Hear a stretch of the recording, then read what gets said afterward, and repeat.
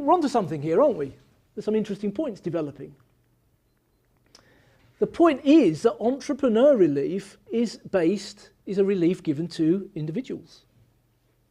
It's not given to the shareholders in the company completely.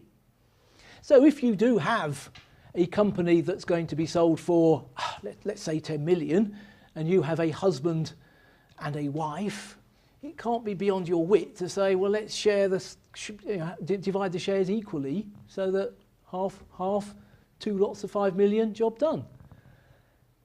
There's no tax on a transfer of shares from husband to wife or wife to husband.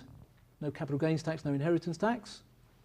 So perfectly easy to do, perfectly easy to do. Is there any anti-avoidance legislation that the revenue could invoke saying you only did that to get entrepreneur relief? No, there isn't. There is no legislation of that nature. So perfectly done. Supposing it's 20 million. Supposing it's 20 million and you've got husband and wife and 2 children. Sounds like 4 people to me. 4 fives sound like 20. Can you do that? Well, yes, you can. You have to be careful, of course, now, because making a transfer from father to sons, let's say, is not automatically exempt. There is no exemption from either inheritance tax or capital gains tax for that transaction. So you need to make sure you're not triggering some kind of horrific tax charge in doing it, but you shouldn't be triggering a horrific tax charge in doing that. The horrific thing you are doing is giving the ungrateful little swines the money. That is, what are they going to do with it? They're going to grab the money, sell out, suddenly you've got 2 kids with £5 million each. What are you going to do? You're going to grab hold of them, twist their arm up their back and say, give me my money back, sonny boy. It wasn't really yours. At which point, if the revenue get wind of that, they'll be grabbing hold of you, sticking your arm up against your back and saying, give us more tax, probably with interest and penalties. So it's a very dangerous game to play. If you were minded to give your children the money anyway, then obviously it's a very tempting way of doing it and minimising capital gains tax. Because for every pound of extra entrepreneur relief you get, at the current levels, you're saving 18%. £5 million at 18% is £900,000. It's a lot of money, a lot of money to be saved there. So while we're thinking about entrepreneur relief, let's think of something else. What kind of disposals qualify for entrepreneur relief? Well, I've sort of alluded to it in very, very general terms, But actually the legislation talks about making a disposal which is a material disposal of business assets, which is your business, your partnership interest or your shares in your company. That's a material disposal of business assets. It also talks about an associated disposal. What is an associated disposal? Well, an associated disposal is most easily illustrated by way of example. You have your client who owns the shares in a company, which is a trading company, so all that qualifies, all that's fine, but the shares aren't worth anything. Nobody wants to buy the damn shares. He can't make a gain on the shares. But what he's got is a property which the company trades out of. He owns the widget making factory. And a developer is sniffing round, and if he can sell the widget making factory, he'll make some real money. The shares are never going to make him any money. How can he get entrepreneur relief in respect to the sale of the factory, the property which is used for the purpose of the company's trade? Well, he can, providing he qualifies under the rules for making an associated disposal. And what's he got to do? What he has got to do is he's got to make his associated disposal, the factory, in conjunction with making a material disposal and withdrawing from the business. Now, what does that mean in English? Very, very difficult concepts here, so bear with me. People, I've heard them say it, and they are wrong. People will sometimes say to you, a material disposal is some kind of quantitative test. You only make a material disposal if you dispose of, an amount. It's got to be half, or almost all, or at least 10%, or all sorts of crazy nonsense gets bandied around. And I use the words crazy nonsense advisedly, because a material disposal is not a quantitative test. It is a qualitative test. It is defined. What is a material disposal is defined. A disposal of shares in a company is a material disposal.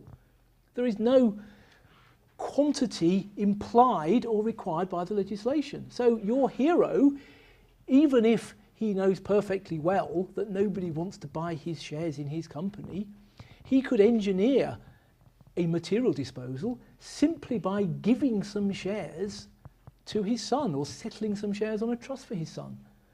One share would do. There is no quantitative test. Very important point. What he then has to do is, at the same time, dispose of the widget making factory, and at the same time take steps to withdraw from the business. Now, what does withdraw from the business mean? The revenue sort of accept that if you are disposing of shares and if you are taking a less active role, it doesn't mean you've got to resign your directorship. It doesn't mean you've got to stop working. But it doesn't mean you've got to retire. But if you can point to the fact that you are taking a less active role, that Sonny Boy is now coming through and is being given more responsibility, and you are going to work a few less hours, that would be sufficient to get within the rules. So, hugely important point.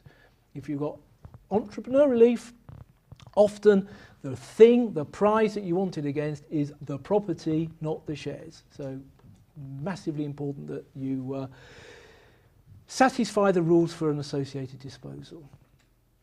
Suppose you've got trust. Happens all the time, doesn't it? You find family companies that are owned, there's a trust being bunged in along the way for some reason, usually inheritance tax planning. How does that work? Can trustees get entrepreneur relief? The answer is yes, they can. There's nothing to stop trustees from getting entrepreneur relief. But they will only get entrepreneur relief if they are the right kind of trust with the right kind of beneficiary doing the right thing. What do I mean by that? Well, they've got to have 5% of the shares. The beneficiary has got to have an interest in possession. What does that mean? It means it can't be a discretionary trust. It means there has got to be a person who has the right to receive the income from the shares, or at least 5% of the shares. So you need the right kind of trust, right kind of beneficiary, enough shares, and the beneficiary, yes, you've guessed it, he has got to be either a director or an employee. If you've got those, the trustees will get entrepreneur relief. So another angle there. It is quite possible to settle shares on trust and get entrepreneur relief. I think that's enough on entrepreneur relief for the moment. We might come back to it later. So I've got a few more things to say before we stop for tea. Now, national insurance contributions. Big point here. What is the big point? The big point is the jobs tax. I ask you rhetorically, at what point does employers' national insurance contributions become a job tax? When was the election? Well, yeah, quite. Yes. It seems to me that when employers' national insurance contributions are 12.8%, oh no, that's not jobs tax, that's just national insurance contributions. And they go from 12.8 to 13.8, and suddenly that extra one is a jobs tax, which I find, well, political, let's say. And what has our coalition government been saying, or what did the Conservative element of the coalition government start saying, and it's continued to be said? It is that we will stop the jobs tax. This jobs tax is an outrage, we will stop it. Vote for us, you won't get the jobs tax. Look at the screen. What are the rates of national insurance? What did I say earlier? It was proposed by Darling that they'd go up in 2 0.5% jumps. It was then accelerated that it would be a 1% jump, effective from the 6th of April 2011, and lo and behold, that's what the screen says. What's happened to this jobs tax that they've stopped? It's there. The point is the headline rates are going up by 1% across the board from next April.